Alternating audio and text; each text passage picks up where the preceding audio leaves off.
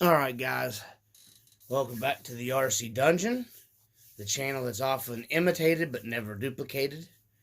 Uh, Doing this little video here for you guys. I hope everybody had a good Christmas. I had a good Christmas. Hope everybody has a good New Year's. This is New Year's Day that I'm doing this video on. I had previously done the video, this video actually before, and my phone crashed. I'm having problems with my phone again. One of my New Year's resolutions is to try to get a new phone because this phone is just about done for. It's had its butt kicked, so I just thought I'd do this video real quick. I was very lucky. Most of everything you see here was Christmas presents from different people in my family that knows I've been working on the RC garage, and I'm in RCs obviously and stuff, so they hooked me up on some nice stuff. I'm just gonna go ahead and go over this, our segment for coffee and packages, even though they're already unpackaged. Well, two of them aren't. I guess they're still in the box. Sorry, I had to get a drink of coffee there. It's early morning on New Year's, so I got some pretty cool stuff. One of them I'm kind of disappointed in. I'll go over that in a second. I don't want to get a real long video here. I know I always say that and they get long, so let's just move on with it pretty quickly. My awesome brother, he got me this cool toolbox right here. I don't know if it came from Etsy or it came from eBay. Yes, it's 3D printed, but it looks dope. This thing is actually really nice, guys. It's got the top opening. You got your tool storage. He picked me up this little mini toolbox that's inside of it. This didn't come with it. This was with some other stuff. I got to get some other tools and stuff for it. But this is big. Opens and closes. I'm going to put some cool stuff in there. The drawers all open. This drawer does not have storage. It's just solid. However, that drawer has storage. This is where I have the tools from the little red toolbox right now. They're in this. It's pretty cool, guys. This is a really nice toolbox. It does have like fake casters. I'm going to paint some of these silver to add a little more detail to it. I may paint this silver up here too, like the center, like where a lock thing is. This is super nice toolbox, guys. It's heavy. It's really well made, for 3D print stuff and everything. I'm super impressed with it, and I like it. I wish it had a catch for the drawers, but you gotta be careful. Just tilt it back when you're moving it around and everything. So, really nice toolbox. I think there is a guy on YouTube that has, on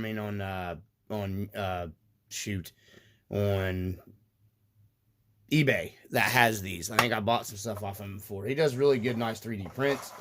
I'm going to do some detail stuff and put some stickers on it, because most toolboxes and most shops have, they have decals and stuff on them. But that's the toolbox. Very nice. Thanks, bro. I do appreciate it. It's very nice.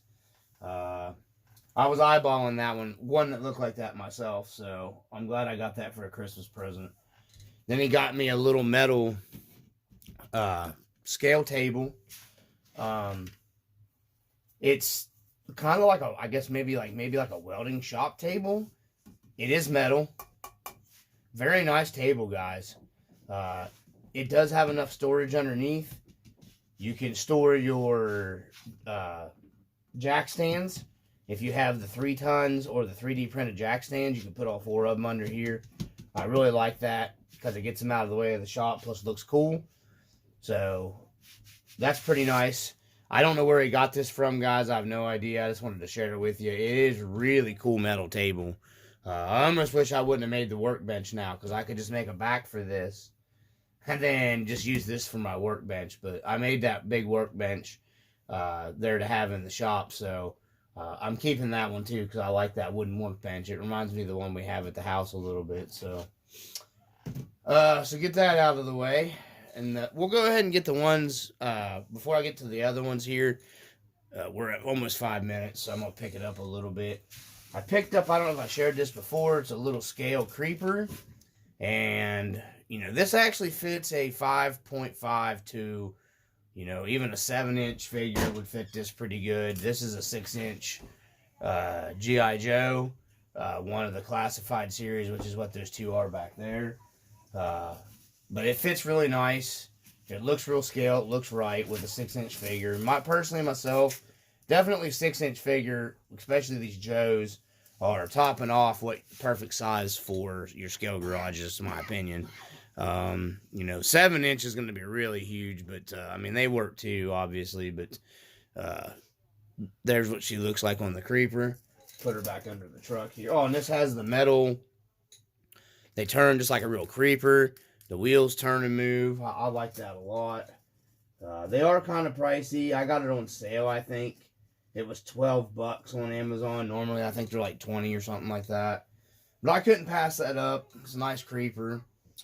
Go ahead and get, these are the wheel weights. I picked these up. I've got these on the Marlin. These are what I'm running in all my wheels if I want to weight them. They're cheap on Amazon, like 10, 11 bucks. I need to buy a couple extra sets and just put them back because I've been buying them as I need them, but I'd like to have them on hand. These are going to be going on the inside of the Blazer wheels because I like to have the weight of the weighted wheels in my Blazer or in any of my RCs. A little heavier of a wheel. It makes a huge world of difference, guys, when you're actually doing harder stuff, especially when the scale trucks. You'd be surprised how much it improves them. The Marlin over here needs them in the boom wheels. The red or the orange trail finder here you guys seen in that one video, it's definitely going to get either a set of SSD. I think maybe I might go with SSD wheels on it and get the brass rings for it. Because I do love the SSD wheels and the brass rings. I think that's the way to go. But the Blazer, I'm running the Enjoras, which are super nice scale white spoke wheels. Like, they're a perfect rendition of a white spoke wheel. And as far as I know, they don't make any kind of brass rings for their Enjora 155s. I think they make them for their 19s, but they don't make them for their 155s. So, hopefully, if Enjora's listening, they'll make some brass rings for their 155 wheels. That'd be awesome. But until then, I've got these, and that's enough weight, you know, for the truck. So, let's see, what else do we have here? We'll go ahead and go in with the G.I. Joes here. Let me set these off over here. I picked these up. These were on sale. I bought these. These were on Amazon. $11 for Lady J, and then the Baroness from Snake Eyes. This was like, I think, cheap, super cheap, like $9 on sale. These things are super articulated. They come with a lot of cool scale accessories. You know, she has the hat, the backpack stuff. You can take off all the gun belt stuff and all that stuff, and they're super. They're almost perfect, in my opinion, for the RC four-wheel drive trucks. They fit without chopping, modifying, bending. Yeah, some of them are like the big ripped muscle guys. Some of them aren't. The chicks aren't. So they're pretty fitting, in my opinion. So, and they're a little more bigger to scale. You know, the Walking Dead guys are 5.5 to 6-inch. They do vary. And then the other guys I'm running, like the Doctor Who guys, they all fit pretty well to me. You know, 6-inch is about perfect, I think, for your scale guys. That's just me. I think they look about right. So I picked up both of those. So I'd share those with you guys. You know, that's what I prefer to run. These and the Walking Dead guys you see back here in the back. That's the stuff that I'm running the Doctor Who guys, you know. The Doctor Who guys say they're 5.5, but when you really get down to measuring them, some of them are closer to 6 inches tall. They just say 5.5 across the board. So the G.I. Joe, these classified series are super detailed out. So they're really nice too, if you're into the scale figure stuff. So I don't do the wrestling guys. Way too big, way too bulky. The Joes are muscled and stuff, but they're not like big and bulky and look like they're roided out of their mind. So that's just me. We have a little Wibergem, I don't know how you say it, compressor. OZ Boy had this on his channel a while back, and I thought it was really cool. I think he was the one that had this. He can correct me if I'm wrong. I don't know. They do run. They take batteries. They have a little pump on them. Pretty cool. After it runs for a little bit, it usually starts going da-da-da-da-da. It sounds like a real compressor. It kind of clicks. You can't really hear it, probably. You might be able to hear it there. Just reminds me of the old compressor we had in our garage at home when I was a kid. It's got the little handle, you know. You can pull it around. Very heavy steel. It's got a little cap back here that pops off. You pop this off, and your batteries go in the little thing here, and you just shove it up in the tube and put your little top back on. It's very, very heavy, guys. This compressor's super heavy. I mean, it's very heavy. It's got, you know, rolling wheels. You can do some detail work on it, you know, paint it up. It's got a really scale little 3-cylinder compressor engine on it. It's got a little removable right here for like your gauge. It actually moves. It needs a little gauge sticker on it. I may see if I can hunt up something, put on that. Very nice little compressor. Looks like a really big shop compressor. It's what I like about it. Most shops have big compressors. So, you know, it makes like a really big, nice shop compressor. So, we got that. Let's get that out of the way. Put that back over. And we got the one that I'm super disappointed in. This is my engine hoist. Come from Amazon. It does not work. It's very nice. It's very made sturdy steel. You know, it's metal. Very scale. About perfect what you would want to scale. It has a little electric motor, and it comes with a little, switch. You can control up and down, all that stuff. Raising and lowering for pulling engines. Evidently, this motor is stuck. It does not work. I've messed with it, and I've messed with it, and I've messed with it. Running different batteries to it, all that good stuff. Does not work no matter what. So, this motor is definitely, I'm guessing, bad. It's either bad or something inside the motor is stuck. Because it just gets it gets the batteries really hot. I thought maybe it was wired wrong going into here, but I don't think it could be. So, I mean, I don't know. I'm going to try to take maybe this apart. I don't want to mess with sending it back. It is still a nice accessory to sit in the garage, and I can still hang a motor off of it. And then I could take this loose down here because it's a nut and a bolt, and I can unscrew this by hand. And because it is on a screw here. It does screw in and out. That's how it works. It's a little mechanism that this little thing screws up and then screws down. But I can hang engines off of it and stuff like that. I had my hopes up for it, so I'm gonna contact Amazon and see what they say. But I'm not messing with sending it back after assembling it and everything, and it didn't work. So that's what I mean. If you guys get these, they are very nice accessories. They are I like these a lot better than like the 3D printed ones. Even not functioning, making this to where you could just move this up and down to maybe taking something loose in here where you could manipulate it manually, it would be fine. But, it's a pisser that it don't work. But anyways, it's got the nice casters that move, metal casters, plastic wheels, metal, the caster mounts or whatever are metal. It's got the plastic rolly wheels. They do roll around. Very nice construction. It's heavy duty.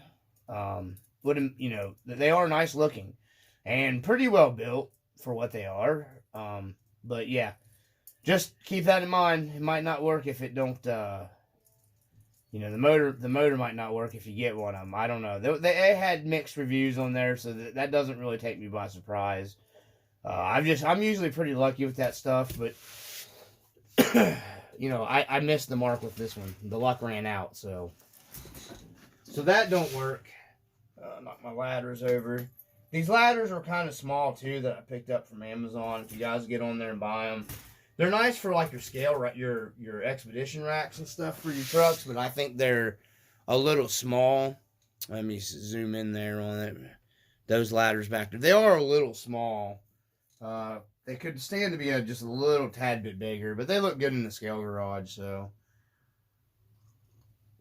Sorry, I had to get a drink of coffee there, guys. So that's what we got here in the RC dungeon. Got some cool stuff going on. Let me back my camera back up here. I'm having problems still. You can see my little welder back here. That's the RC four-wheel drive welder. I can't remember if I showed that. I picked that up, stickered it up. Was on sale.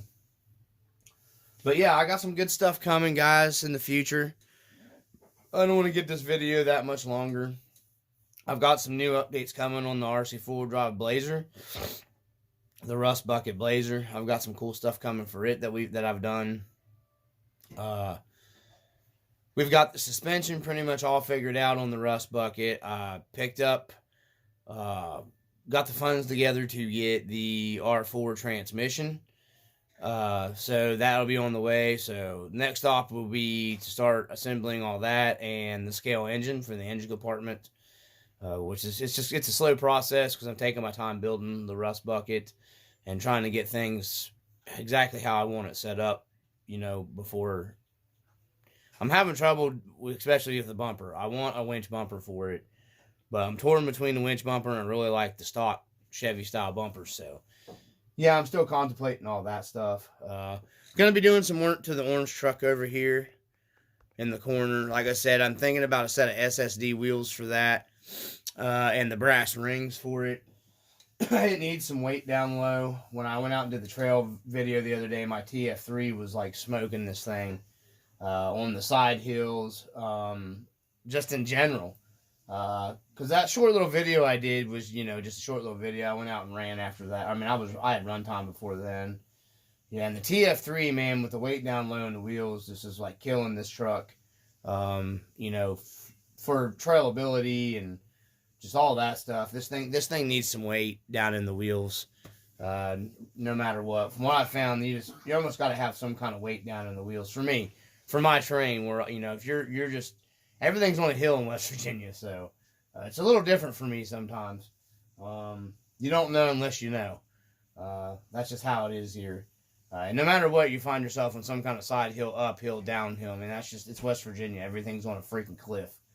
So, there's almost never any kind of flat ground, for you to be on here, out trailing. So, that's what we got coming from the RC Dungeon, guys. I hope everybody, like I said, has a good New Year's and had a good Christmas and everybody's, well. And I appreciate all you guys subscribing. There's the Rust Bucket where she sits now. Got some stuff coming for it, guys. Some more stuff, videos coming for the Rust Bucket. And there's the Rust Bucket. Looking good. Styling and profiling. So, anyhow, from the RC Dungeon, this video has been long enough. I appreciate you guys sticking with me and always watching. So, like always, from the RC Dungeon, often imitated, never duplicated, I'm the OG. Peace.